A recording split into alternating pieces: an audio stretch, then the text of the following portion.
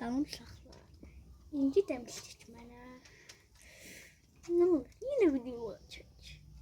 Şimdi bak çekeceğim. Anam mənə ne oldu? Nişan. Pahalı. Altında bir şeyler var. Ben özledim.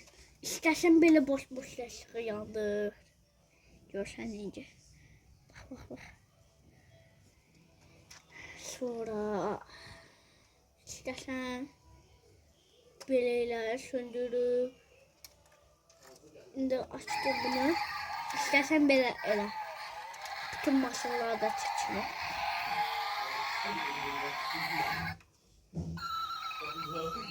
Gerçekten ikinci sıklığı da var.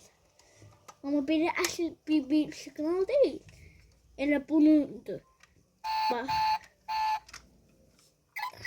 Bir sıkıntı var. Bastım. İçinden doğru. Sıkıntı da beladı. Bildiğiniz yani bu maşın dünyada en pahalı maşındır. Bak dal açılır. Sonra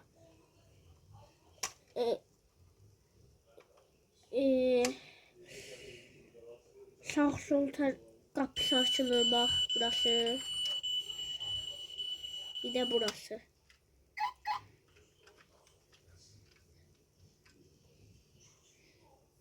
Bir de burası. Ya dünyada böyle basın görmemişler iyidir. Böyle hakikaten ha.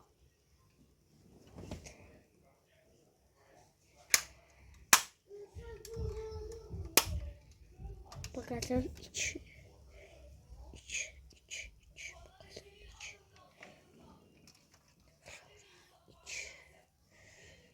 Bakalım içi böyle.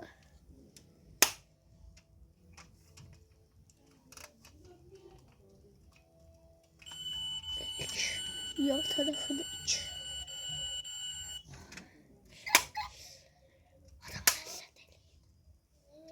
Burası en meraklı yer. Bakın. Bak.